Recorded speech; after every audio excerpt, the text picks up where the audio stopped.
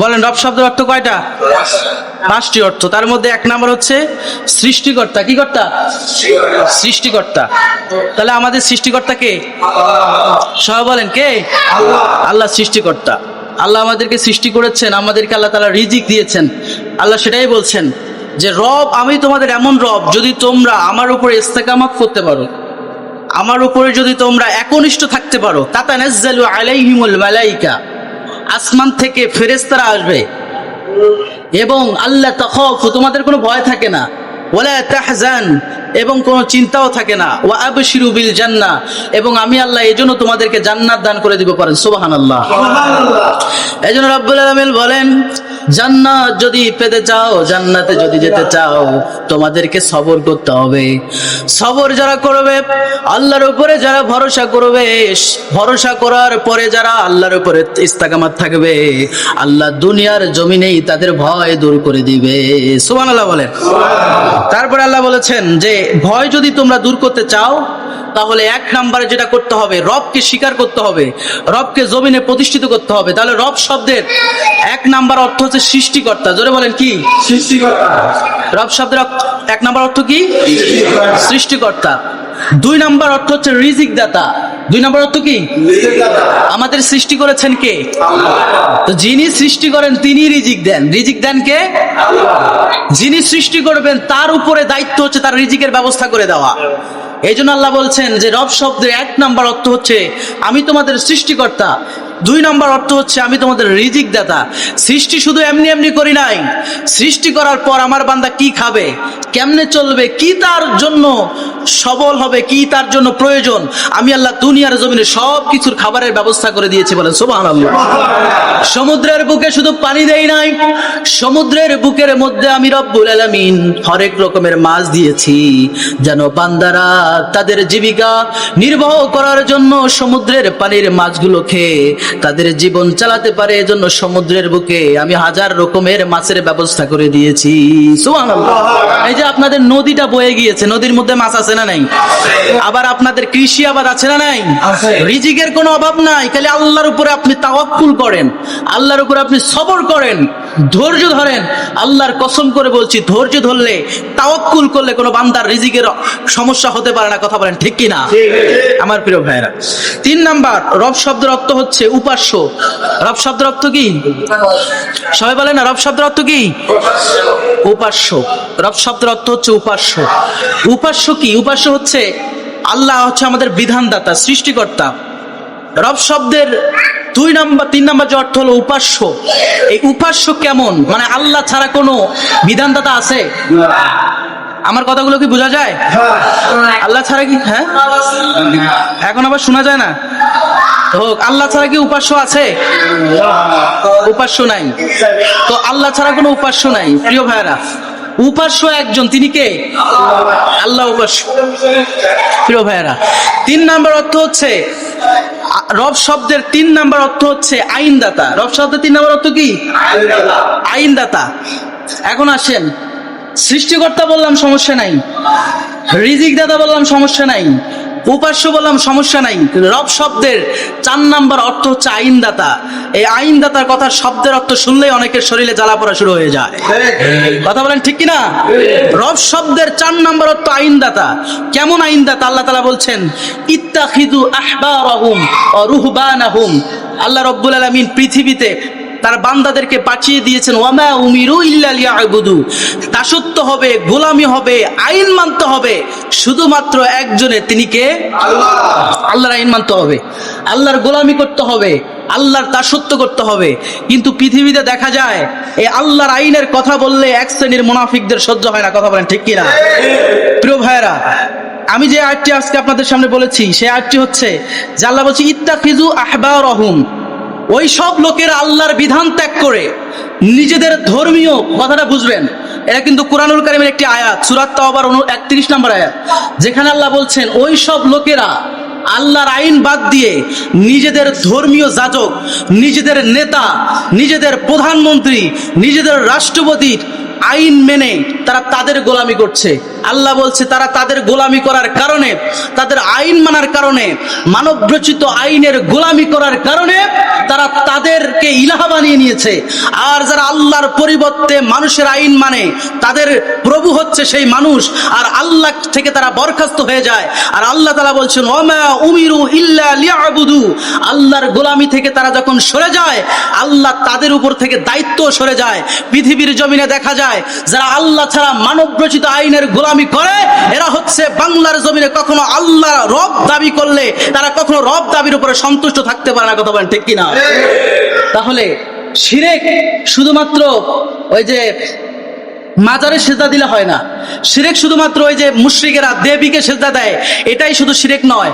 আল্লাহর জমিনে যারা আল্লাহর আইন না মেনে কোন নেতার আইন মানবে, কোন দলের আইন মানবে, কোন লোকের আইন মানবে, কোন প্রধানমন্ত্রীর রাষ্ট্রপতির আইন মানতে যে আল্লাহর আইনকে যারা বরখাস্ত করবে, আল্লাহ তাআলা বলছেন তারা কখনোই মুমিন দাবি করতে পারে না।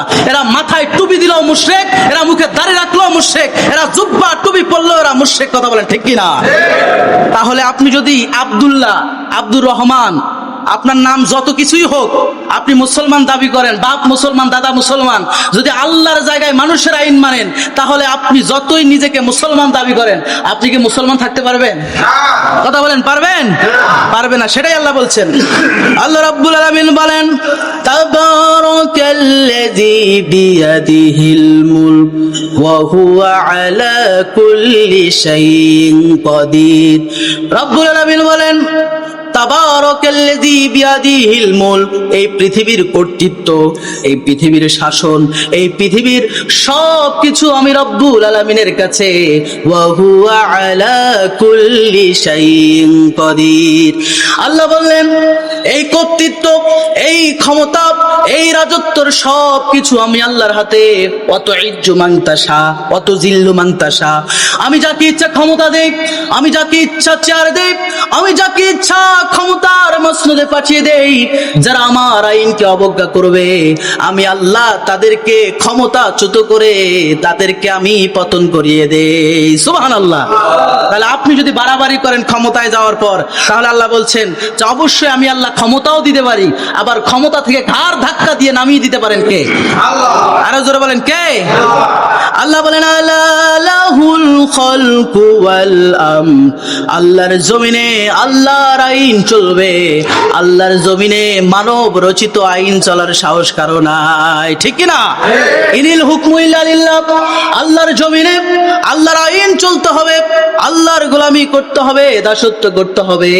আল্লাহর আইন ছাড়া যারা মানব রচিত আইনের গোলামি করবে, আল্লাহ তাদের সম্পর্কে বললেন ওয়া মান লাম ইয়াহকুম বিমা আনজালাল্লাহু ফাউলাইকা হুমুল কাফিরুন।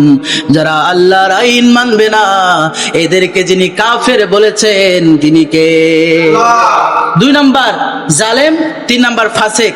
সর্বশেষ আল্লাহ বলছেন ওয়ালা তুসাল্লি আলা আহাদিম মিনহুম মাতা আবাদান ওয়ালা তাকুম আলা কবরিহি।